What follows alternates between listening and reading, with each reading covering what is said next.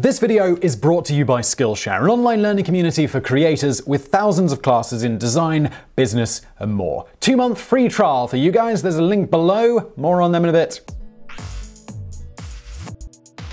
As a general rule, movie adaptations of books are at worst horrible and at best somewhere hovering above mediocre. It's difficult to shoehorn a book's numerous plot points and beloved characters into 90 to 120 minutes of running time. Heck, just look at the various complaints about the inconsequential details that were left out when converting the Harry Potter books. Of course, there are exceptions to every rule, and in the video today, the top 10 movies that are actually even better than the book. Number 10, LA Confidential. No one writes Los Angeles quite like James Ellroy, who knows the tone required for high-quality noir about as well as anyone since Raymond Chandler. But if you try diving into an Ellroy book without ever having read one before, you may be a bit thrown by his unique voice and storytelling style. His LA Confidential tells the intertwining stories of 3 very different cops after a brutal murder that may or may not have been drug-related, and it quickly gets a lot more complex than that. When the movie version was released, it saw instant critical success and over the years has gained traction as one of the finest films of the 90s. It's flawlessly acted, exceptionally paced and plotted,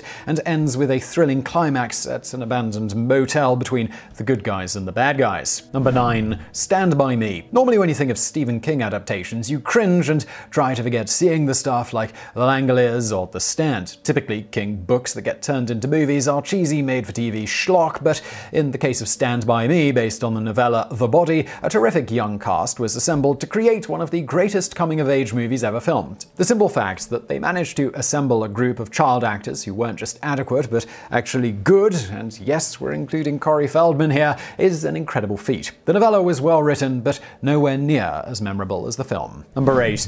Die Hard. First things first, yes, Die Hard was actually based on a book. In fact, the now iconic protagonist, named John Leland in the books, was not originally portrayed on screen by Bruce Willis, but instead by Frank Sinatra in 1968's The Detective. Die Hard is based on the novel Nothing Lasts Forever by Roderick Thorpe, which in turn was written simply because Thorpe had a dream about a guy being chased through a building by men with guns. Yes, that's the entire inspiration for the book there.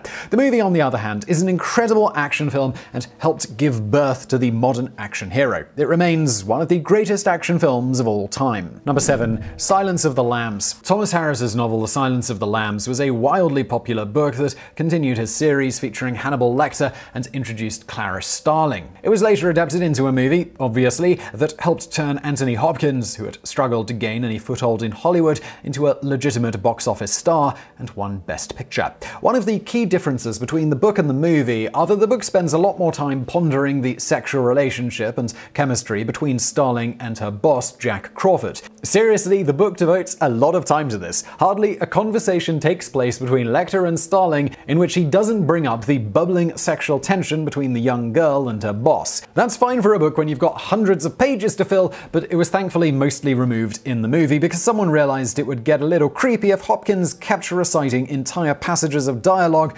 relating to Starling's sex life. The book is great, but the tightened pace and terrific performances really do give the movie a slight edge. Number 6. The Shining. Ah, look, another Stephen King book that was adapted into a movie. And hint, it won't be the last one on this list. Who said King's books can't make good movies? Anyway, The Shining has become an all-time classic horror film. Directed by Stanley Kubrick and starring Jack Nicholson, it tells the story of a man's slow descent into madness in an isolated and snowed-in hotel. It's hard to imagine Jack Nicholson playing crazy, we know, but just go with it. Believe it or not, the movie and book are wildly different, and we believe Kubrick's many changes only enhance the story. The most stark change is probably the ending, as the book has Jack temporarily regain his sanity in order to try and save his son before being blown up by the hotel's boiler. Meanwhile, the movie concludes with Jack chasing his kid through a hedge maze, never gaining respite from his madness, and ultimately freezing to death with a really creepy look on his face. Now, just before we get into the top 5 today, maybe you're thinking, The Shining?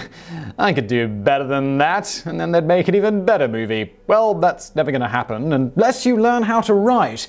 And what better way is there to do that than on Skillshare? Skillshare is an online learning community for creators, and they have thousands of classes in design, business, and much more. Unlike some websites where you have to pay for individual classes, with a premium membership from Skillshare, you get unlimited access so you can take as many classes as you want. Specific to writing, they have a great course by Daniel Jose Older. He's a New York Times bestselling author, and he covers the essentials of writing in a class called Storytelling 101: Character, Conflict, Context, Craft. Great watch if you want to learn how to write, but there's also loads of other classes on writing and, well, pretty much anything else. Make 2020 a year where you explore new skills, deepen existing passions, and get lost in creativity with Skillshare's online classes, and also get 2 months for free. Link below.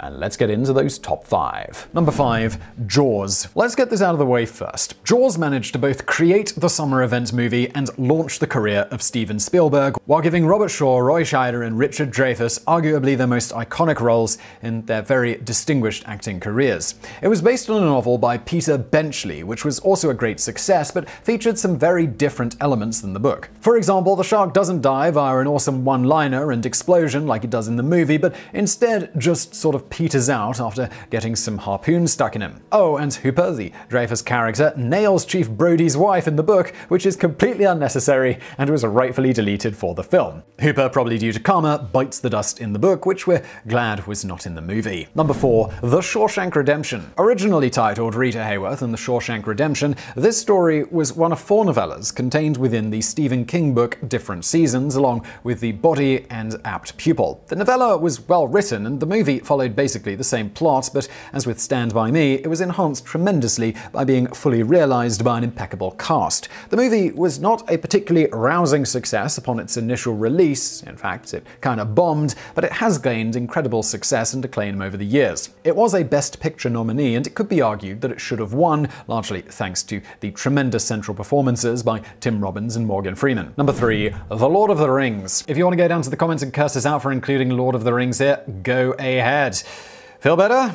While The Two Towers is superior on the page than on the screen, it could be argued that Fellowship suffers many tangents. Further, Return of the King's book form was more or less an afterthought, while the movie is one of the most epic pieces of cinema ever filmed. Return of the King, the book, was relatively short and uneventful apart from the whole Mount Doom thing, and the people who complain about the extended ending sequence of the movie would probably go crazy over the Scouring of the Shire, which, while one of the most beloved sequences of the books, goes on for far, far too long and seems rather anticlimactic after everything that's come before it. Number 2, The Princess Bride. So you know that book that Peter Falk reads to a young, adorable Fred Savage in The Princess Bride? Well, that was actually a real book, and it was written by William Goldman, who would later go on to adapt the book into the movie of the same name. Goldman is a legendary Hollywood writer, so it should come as little surprise that he was able to so brilliantly translate his novel to the big screen. The Princess Bride is one of those rare films that managed to transcend the romantic comedy, thanks in large part to its quirky dialogue, fantastical elements, and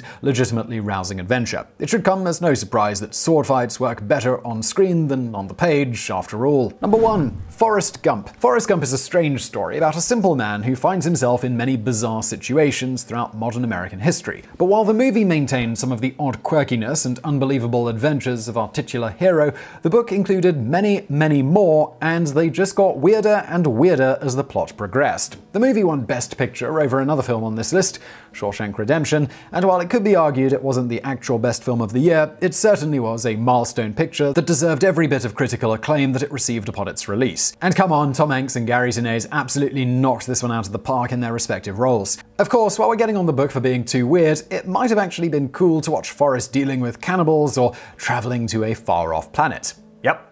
So I really hope you found that video interesting. If you did, smash that like button below. Do not forget to subscribe. We got brand new videos every day of the week. When you're subscribing, smash that notification bell so you find out. Also, why not check out my other channel, Biographics? That's linked to below. And as always, thank you for watching.